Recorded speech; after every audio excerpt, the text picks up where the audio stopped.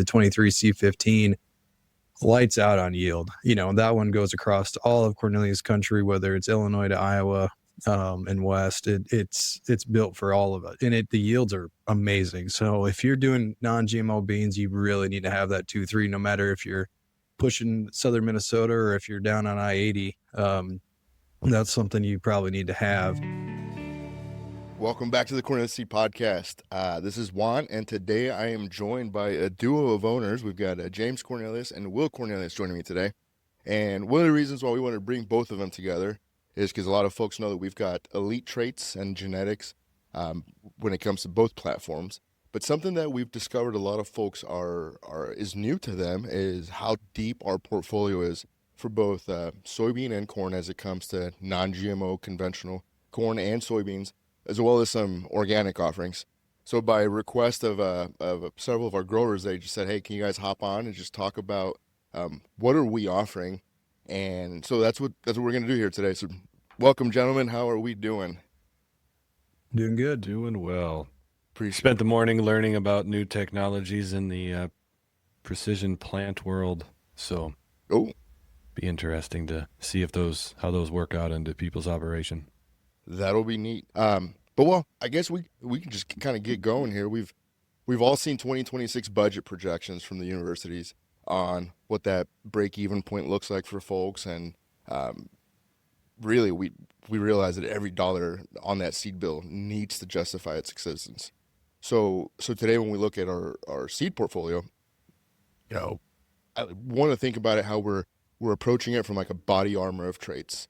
For one field and a margin boost for another. And so with that rant there, sometimes it feels like folks when margins are tight, we want to pivot to, all right, where can we cut, which is natural and it should be. And so conventional, with it being a different pricing structure, folks are seeing that as a budget move. What are you guys' thoughts on that? Is it just a budget move, or is there a real genetic engine under that hood? Well, I think in general, actually, this morning we had a long-term seed rep who was at the same meeting, and he was asking the question of thought about switching to conventional. And sometimes when I'm talking to people my age or younger, it's a lot more of a conversation about, hey, let's make sure we're talking about all the different things that you're going to need that you didn't have to do while you had traits helping protect your seed, and that's the extra scouting, the loss of Liberty or Roundup as a rescue herbicide treatment. A lot of times people say they don't necessarily need those to get by, but not being able to use them if you want to is another thing. But at the end of the day, the conventional hybrids and organic is the same. They have very good genetic chassis underneath them. They have very high yield potential. I think a lot of times it really comes down to your farming operation, how it can fit into that, and which avenue is better for you. Will, JC brings a fantastic point on there, right? And there's definitely some strong genetics in that space. What are your thoughts on as it relates to the soybean world and specifically organics there?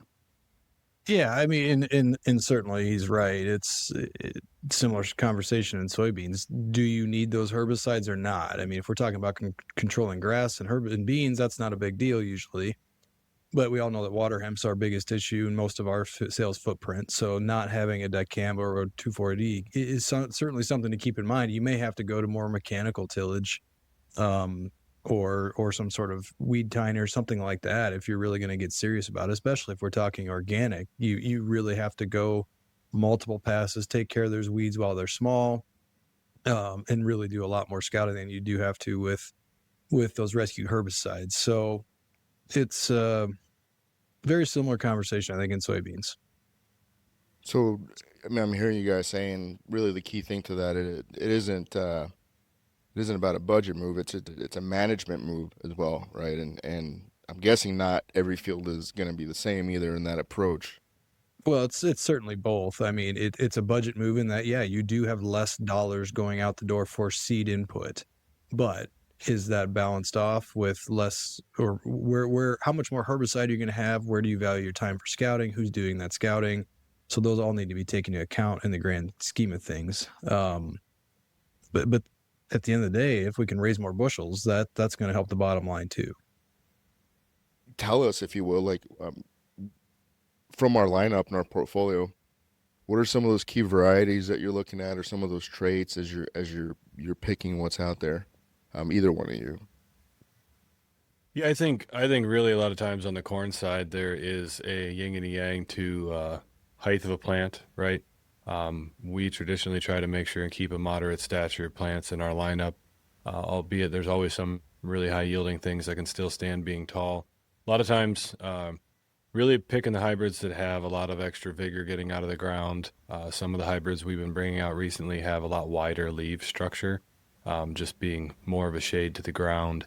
And at the end of the day, the conversation of going to conventional as compared, conventional methods are just non-traded, and selling regular corn into the markets is a completely different mathematical equation than going into the organic market as far as your payments, or if you're getting a non-GMO premium. But there's customers that are doing that and deciding that they can manage the scouting of the insects, the scouting and manage the weeds in different ways than needing Roundup or Liberty. In a lot of places, I think Roundup kills anymore is some grass. So as far as the corn size goes, yes, I mean, definitely getting out of the ground, getting going to have the canopy. But I think the other thing is just if you're going to be in certain situations, say long-term corn on corn where you need rootworm protection, then realistically, the non-GMO is probably not your best. It makes sense. And now as you mentioned, that is one of the things that I hear you guys talk about all the time is on like the product trainings is, it's all about the pressure, right? So if you've got some easy and moderate and severe pressure, and you're approaching it from a lot of different ways. And I think here recently, one of the cool ways is the planter box options, especially for folks that don't have a liquid system. And there's I'm probably getting a little bit ahead, and that's something we're gonna touch base on how that can help. Will, any thoughts on that, or any input from the soybean world? Well, and that's where my head was going too, is the power that's in those pails to help you get the beans out of the ground, get the corn out of the ground, get a quicker vegetative growth going so you can get that canopy quicker and prevent weeds. I mean, certainly the ether product that we have does help do that. We've seen that time after time. That's very consistently proven that it's going to help you get. So I think if you're going to go away from traits, certainly looking at some of these pale products is going to help you too. And then you're also gaining more than you lost with traits. With losing traits, you lose your herbicide or your insect protection possibly, but with the pales, you pick up micros and you can still get CRW and you can still get plenty of things. But back to specifically to the soybeans, most of them come out of the ground really well. And I think our 93% germination certainly helps that also, because we got more beans coming out of the ground. And that's one of the things we pride our brand on is high quality seed that pops out of the ground, both corn and soybeans. I think, thank you for mentioning the 93%, because someone asked that recently and assumed it was just for the traded soybeans that are going out the door, whether it's the Extend Flex or the Enlist E3 platform, and you're holding those same standards for organic and conventional non-GMO soybeans, obviously where it's possible. Yeah, absolutely. And this year our seed quality is great. We don't think anything will have to be marked lower than that. Rarely do we have that happen. And it looks like this year everything will be 93 or well above, regardless of it's Enlist, Extend Flex, or conventional or organic. They're all really good. So how do you guys, another kind of interesting way I enjoyed talking to both of you on this is not only are you guys involved in the product selection of what's getting offered out there, but you're also responsible at different capacities for managing the direction of how we support our folks. What type of support do you guys see, whether it's to the team or to a grower, that you like to make sure we execute as a company?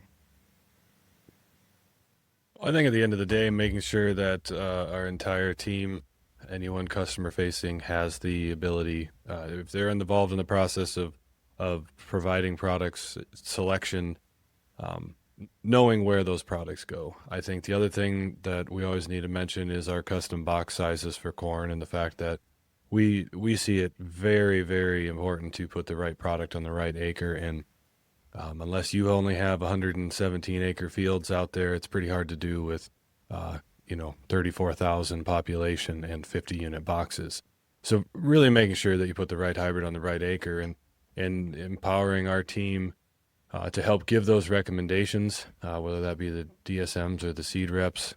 We've shaken up our entire testing protocol to be more specific to being able to do that and get data across our entire lineup, checks in the industry, as well as some experimentals that we're looking at for the future.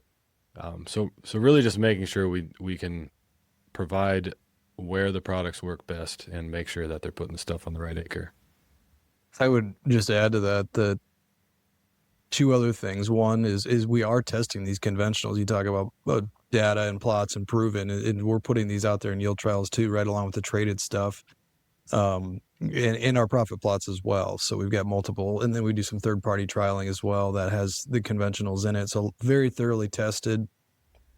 The other thing I think you get from Cornelius, because we've been an independent company and have always had non-GMO as part of our lineup, where a lot of the bigger companies kind of went away from them, we have long-term customers that have been doing non-GMO or conventional for a long time. And our DSMs and our seed reps are pretty versed in that. So if you're like, hey, this is something I want to try, and you're not sure where to go or you have questions, reach out to your DSM. And if they don't know the answer, there's a good chance one of our other DSMs do, because some of these guys are pretty darn versed at it. So it's not hard to network and get some answers pretty quick.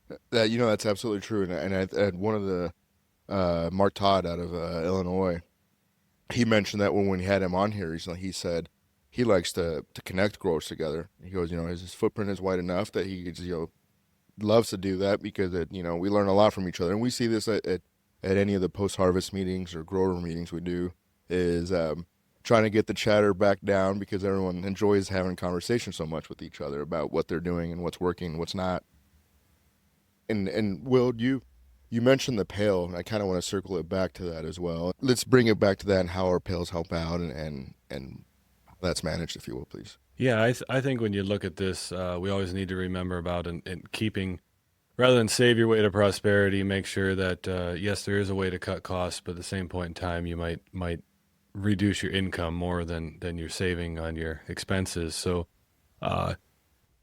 really one aspect there right now is nitrogen prices are through the roof, and we kind of mentioned the meristem stuff here, but Pivot Bio, we still have plenty of supply, been able to treat the seed with that, getting you some more nitrogen credits there in times when basically nitrogen's been the highest it's probably ever going to be for the spring in recent times.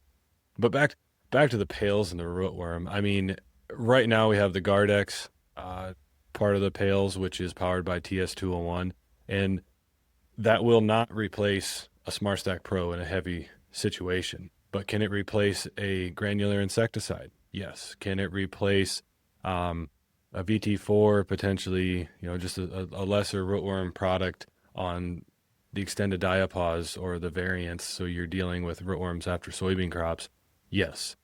Those are great opportunities there. So realistically, when you put some of those costs into it, you're not necessarily saving all the way back to cutting off all the costs, but you reinvest some of the money back into another product, which can give you a happy medium and still give you protections that you wouldn't already have. Pre-fight is another one.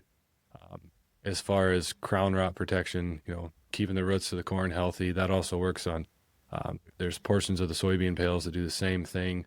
I think at the end of the day, our soybean and corn seed treatments that we put on the corn seed and soybean seed itself is still really your best bet to get the base covered, because all those AIs will be there working. The thing that the biologicals can do is add to longer protection once those synthetics have kind of been used up after about 30, 40 days, and maybe so the biologicals can continue on. And the other thing, the reason that the Gardex works is it blocks the rootworm from sensing where the roots are. I mean, they're sitting there underground. They obviously can't see the roots. They have to sense towards them, and it keeps them from getting there. So in super heavy pressures, they're still going to, blind squirrel is still find a nut, right? Whereas they also has found, they've gotten a new label for that to maybe have some protection above ground, which means that those organisms are actually growing with the plant, getting up above the ground if it's going to be above ground insect control. But the other thing it does is it just stimulates plant growth or root growth. So a lot of times if you do get nibbled by some rootworm, it helps regrowth new roots and continues on to get you more. Ironically, there was a part of the precision dealer that was there. They work with Maximum Farming, and they had a individual gave a testimonial, and it was either last year or the year before, they won the National Corn Growers Association in the area here. And his comment was along the lines of, well, I decided not to spend the money on putting this extra pass and this extra product on all my acres, and I just did it on my corn growers contest acres. And his response was, well, the reality is me not putting on that cost me about $135,000 because the yield increase that extra investment did more than offset all the cost and then resulted in him getting more yield. And I think that's the thing as we come out of this past year and realizing that those who decided to save on the fungicide pass because they didn't want any more expenses go out, and then all of a sudden you saw 20, 30, 40, 70 bushel differences. That's real. That pays for the next 5 years of the product, if you will, right? It makes the difference between being profitable for another year and not. So yes, there's always ways to reduce input costs, but let's always make sure that the downside risk of those cost savings isn't too great. Absolutely. That's a super cool story. And I think that the TS201, which is found in Gardex, this was new to me. I didn't realize, I'm sure you guys had already known, was that it was, one of the first biodefense insecticides registered with the EPA, right? And as it comes to those pails, that's the whole delivery system where you pop the top down and you can kind of mix and match a lot of things based off of what you need, whether it's feed, and you've got the option of root regeneration that comes with it. On this, are these approved to be used in the organic space? Do you guys know what that's like? I'm sure that's a question that folks probably ask. I think that's a very complex world. The organic world is its own kind of being, if you will. There's multiple different certifying agencies, and all of them do things in slightly different manners. And then even in some of those different certifiers in different areas, are more okay with different things. And some of that goes back to just simply the pest pressure in the woods. There are individual components of these pails that are OMRI approved with restrictions. So you basically got to prove that you're trying to do things without getting it. Getting them approved outright on them, we've had some pretty difficulty getting them approved on. There might be a way to get some of this stuff on its own. But the reality is the cool thing about the pails is, yes, it's easier to keep the stuff alive longer, get it so it's actually living when it's on your seed in the soil. And the other thing is, we talked about the two defensive things here, the TS201 and the pre-fight, which I believe have some really good options. The other thing is when you look at different soil types and different farming operations, that's when you decide, okay, which pail do I want? And honestly, sometimes it gets more complex because there's plenty of options, but it really lets you focus it on, again, by field and your farming operation. So some of the soils around here have some really tougher eroded soils. So in that case, adding those biofertility microbes and some of the other stuff really makes a difference because the soil's kind of dead. The side hill seeps and something like that. If it's too wet at the end of the day, you probably just got to make sure and get it tiled. But just some of the stuff that's been eroded and has gotten fixed and dried out, but doesn't have the organic matter, more of those biofertilities can make a difference. But when we're also going into the high organic matters, the 3s, the 5s, whatever, good black dirt that's well drained.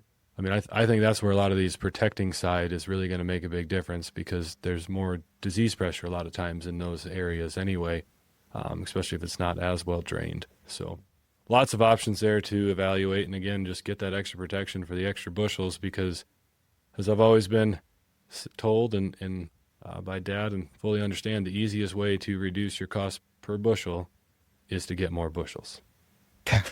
That's true. And Will, would you put any of that on your farm? Yeah, absolutely.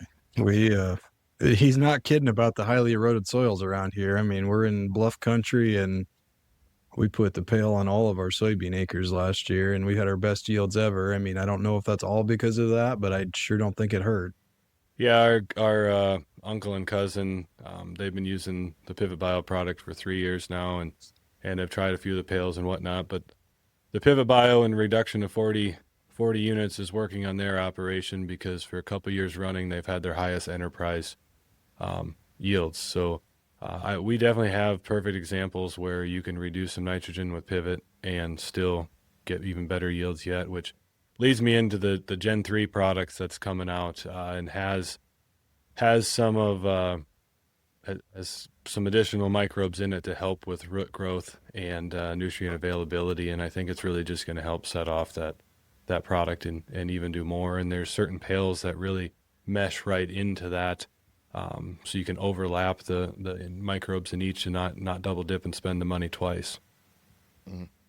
Well, James, thank you for that. That is a fantastic point. You know, you're getting coverage from even our base treatment options that work. And then you were talking about planter box opportunities, whether it's a feed or an insecticide.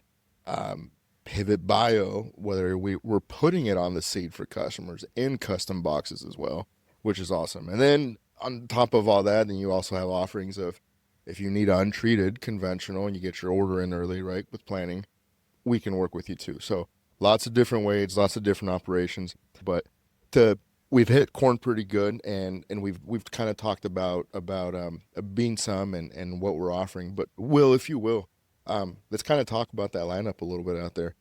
Yeah, I'm glad you asked because, you know, we're in the middle of draft season, as you and Craig have talked about and JC in the past for corn. I mean, I'm drafting new soybeans right now onto our soybean team, and it's kind of fun. I get to do it for the traded stuff and in the conventionals. It's almost a whole nother world because there's additional suppliers we can tap, being independent. And, you know, the over the last couple of years, I didn't know what I didn't know. And I'm getting there and we found some pretty excellent stuff. You know, whether it's coming from right here in Iowa, from Iowa State with our 1.9, that one's been awesome for an early bean, and it comes south well. And the cool thing about that is it has just enough protein that you can hit some food grade markets too if you get the right buyer. So that one's been pretty appealing from that perspective. And the one that just blew me away a year ago, and I wish I would have had it sooner, but it was kind of a supplier that we found a little later in the game, and I got just enough to get a production field but didn't get it into trials, is our 2-3, the 23C15. Lights out on yield, you know, and that one goes across all of Cornelius country, whether it's Illinois to Iowa and west. It's built for all of it, and the yields are amazing. So if you're doing non-GMO beans, you really need to have that 2-3, no matter if you're pushing southern Minnesota or if you're down on I-80. That's something you probably need to have. And talking about the draft, I'm bringing out a new 2.5 for next year to replace our 25C10. And then there's a 2.7 and a 2.9 I'm taking a pretty serious look at too. So there's some pretty exciting stuff there. And we're still partnering with Illini on some of the Group 3 stuff. That's where their real strength is. But we found we needed some additional Group 2s. And it's been fun having enough volume to add to the lineup as this portfolio continues to grow.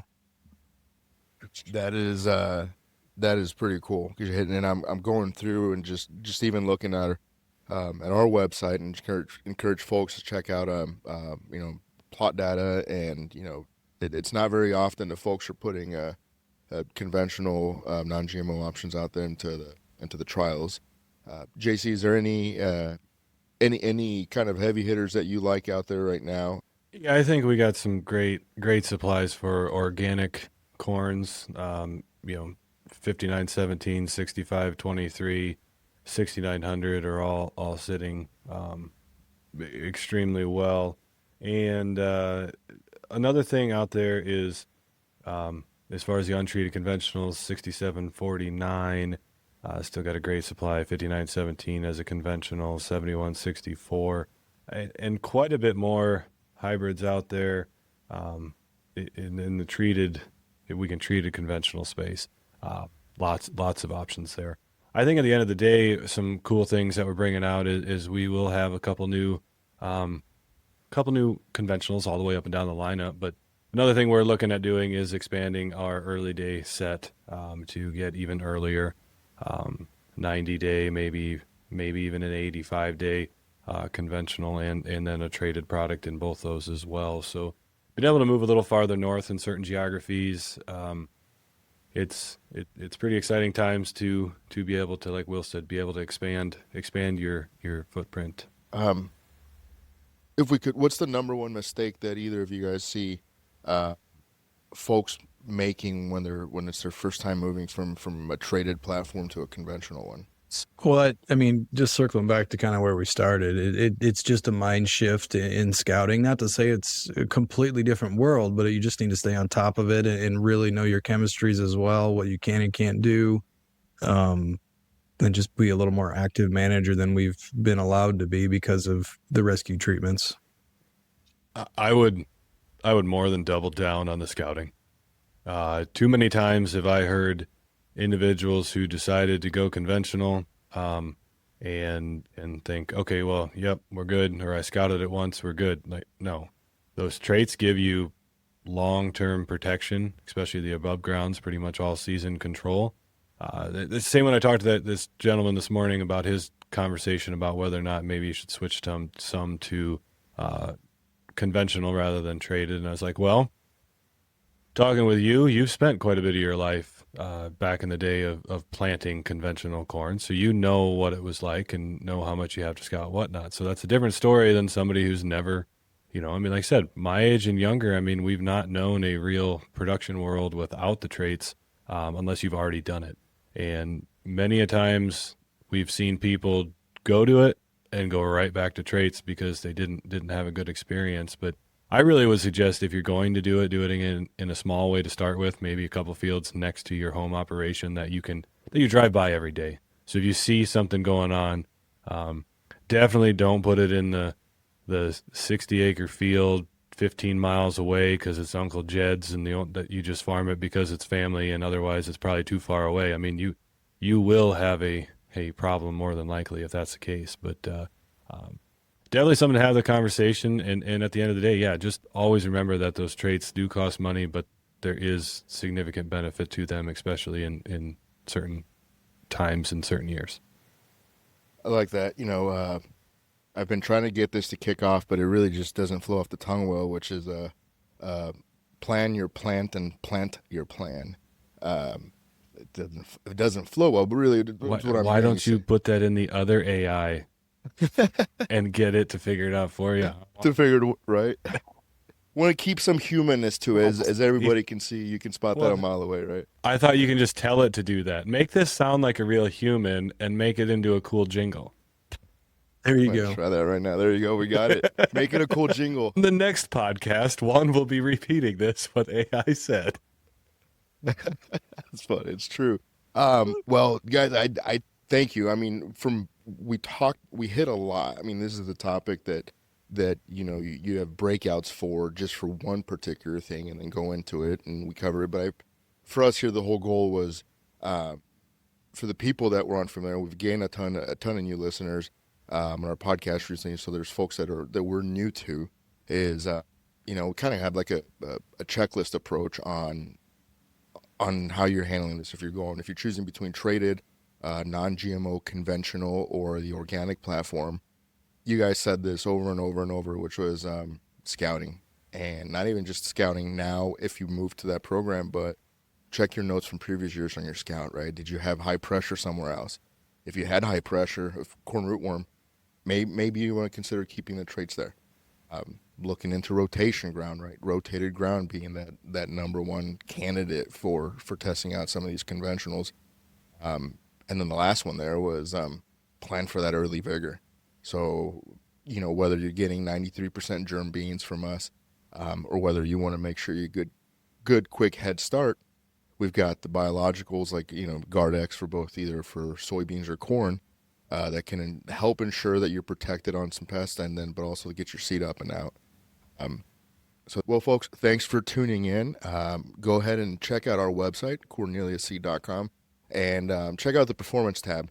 You will see a map for all of our plots from last year and other previous ones as well.